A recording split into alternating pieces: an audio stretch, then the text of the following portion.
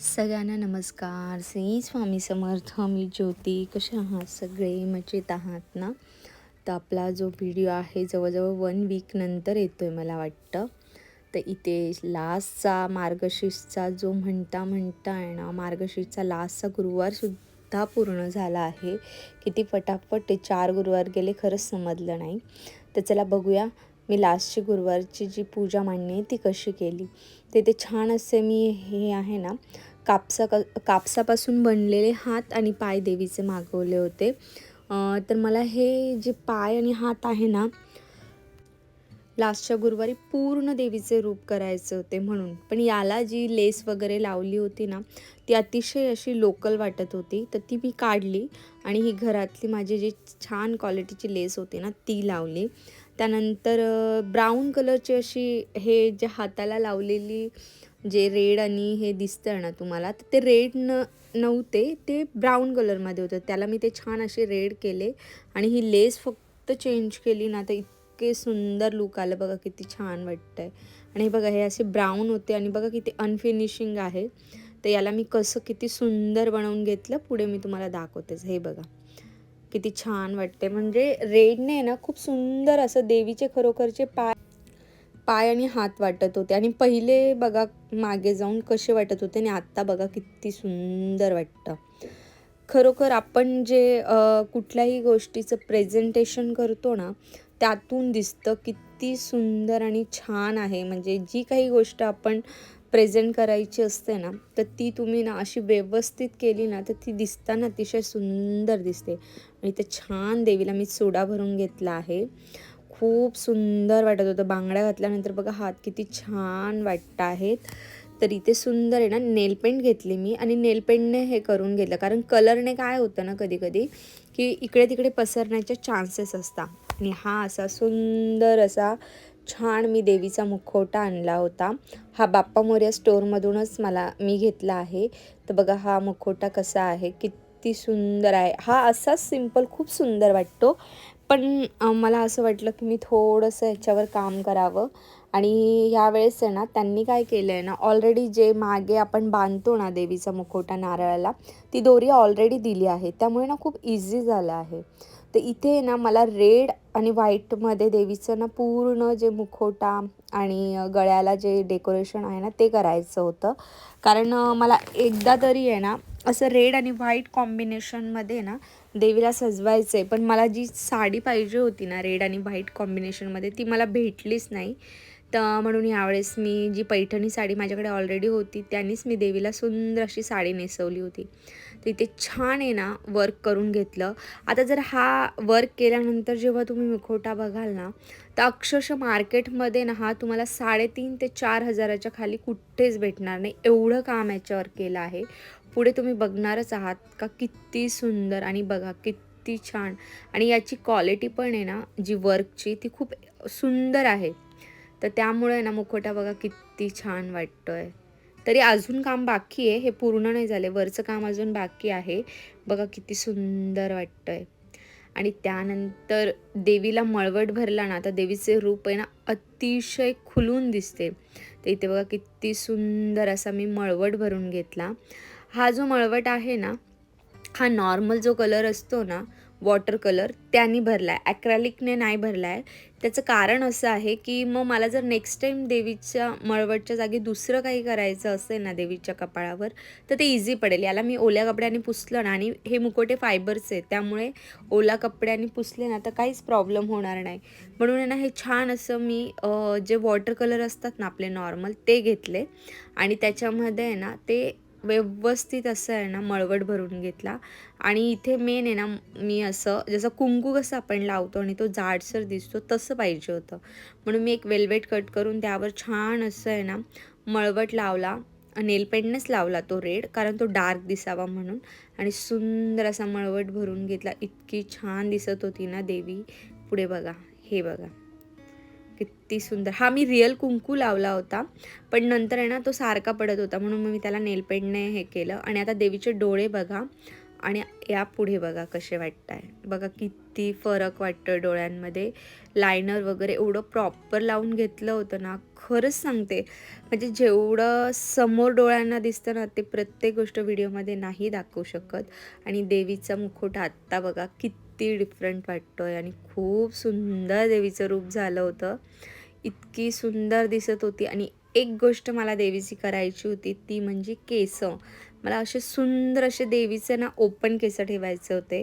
म्हणून इथे जे ब्लॅक दिसतंय ना, तिथे मी रिअल जे केस असतात ना, ते आणून त्याची एक एक बट काढून चिपकवून पूर्ण देवीला आहे ना हेअर्स लावले होते. इतके सुंदर वाटत होती ना देवी. पूर्ण रूप तर तुम्हाला व्हिडिओच्या सुरुवातीलाच दाखवलं आहे, पुढेही दाखवणार आहे. किती सुंदर वाटतंय. मला ह्या व्हिडिओच्या माध्यमातून ना एक गोष्ट सांगायची आहे. बरेच ताई लोकं जे व्हिडिओ बघितले ते म्हणतायत की म्हणजे देवाचा बाजार मांडून ठेवला आहे. साधी सिंपल पूजेला आहे ना अक्षरशः कॉम्पिटिशन म्हणून लोकं साजर करता आहे.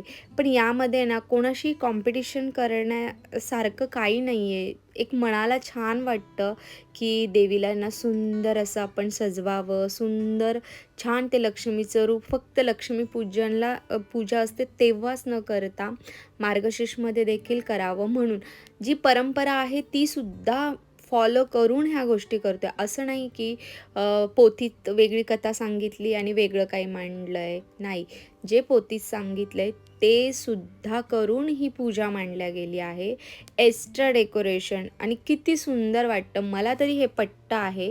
पण हो, असं काहीच नाही आहे की मुखवटा लावलाच पाहिजे, एवढी सजावट केलीच पाहिजे. ही प्रत्येकाची चॉईस आहे. प्रत्येकाची म्हणतात ना एक कला आहे, ती दाखवण्याचा फक्त प्रयत्न आहे. कोणाचीही बरोबरी किंवा कोणत्याही जे आपले मेन रूल आहेत ते तोडून कुठेही हे असं काही करण्याचा यातून हेतू नाही आहे. यातला जो भाव आहे, जो हेतू आहे तो खूप शुद्ध आहे. कुठेही म्हणतात ना यामध्ये प्रॉब्लेम न करता छान मनापासून केलेली ही फक्त सेवा आहे. एवढंच मला सांगायचं आहे. आणि ज्या ताईंना हे पॉसिबल नाही आहे, हो वाटतं माणसाला की एखाद्याची पूजा बघितली ना, तर मलाही हेच पाहिजे आणि मग त्यांच्या मनात येतं. पण असं नसतं. जर त्या समोरच्या व्यक्तींचा स्वभाव असेल ना असाच, की कोणाचीही वस्तू बघितल्यावर मला हीच हवी आहे, तर मग ती पूजेतून नाही तर बाकी इतर गोष्टींमधूनही त्यांना तेच वाटणार आहे. तर चला असू द्या.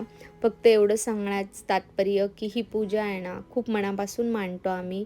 याच्यात कुठल्याही प्रकारचा दिखावा, कोणालाही दुखवणं असं काही नाही आहे. आणि कुठल्याही प्रकारचा बाजार नसताना ही फक्त एक सेवा आहे. आणि बघा इथे कुठे तुम्हाला असं दिसतंय का जे पोथीत दिले ते मी पूजेत नाही मांडलं आहे.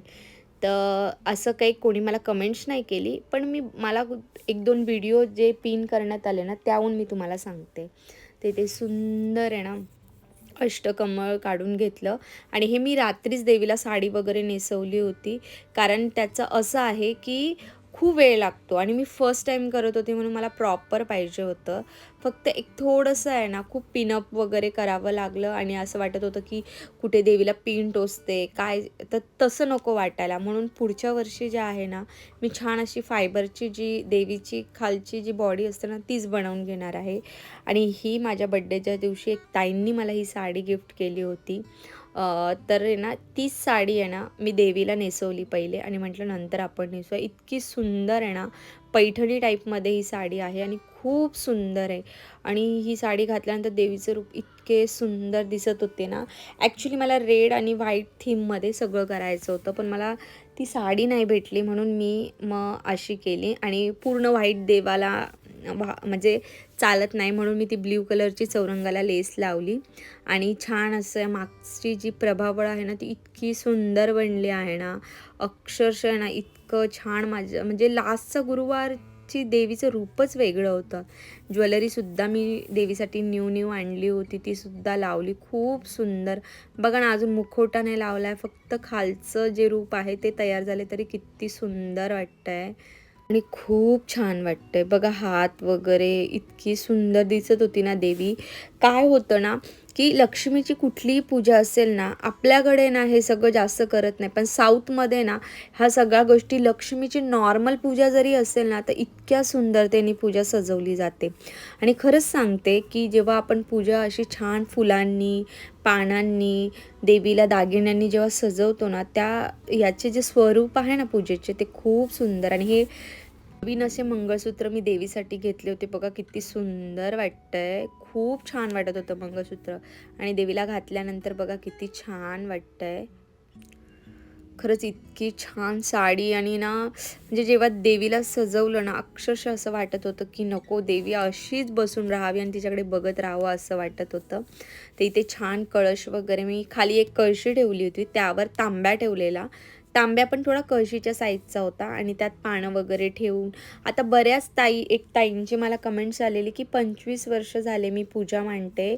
ते हे जे 5 प्रकारची पानं असतात ना, ती कधीही खाली ठेवायची असतात आणि वरती नागलीची. पण बऱ्याच ताईंनी अशाही कमेंट्स केल्या, की 5 प्रकारची जी पानं असतात ना, ती तांब्यात ठेवायची. आता आमच्याकडे ही पत्री जी असते ना, ती नसते. माझ्याकडे ही नागलीची पानंच आमच्या साईडला आहे ना, नाशिक साईडला हीच नागलीची 5 पानं आहे ना, ती कळशात मांडली जातात. पण इकडे आल्यापासून मी हे बघितल्यावर मी ते फॉलो केलं आहे. इथे छान पूजा झाली होती गणपती बाप्पाची आणि त्यानंतर मग बाकीच्या पूजेला स्टार्ट केलं. तर आता तुम्हीच सांगा किती एक खूप ताई असं सांगता, की नागलीची पानं कळशात मांडायची आणि 5 प्रकारची पानं खाली ठेवायची.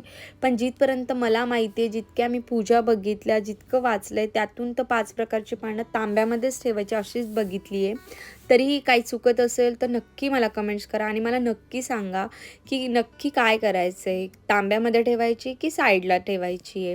तर बऱ्याच ताईंनी अशा पण कमेंट्स केल्या, की नाही ताई बरोबर आहे, तांब्यामध्येच ठेवायचे आहे.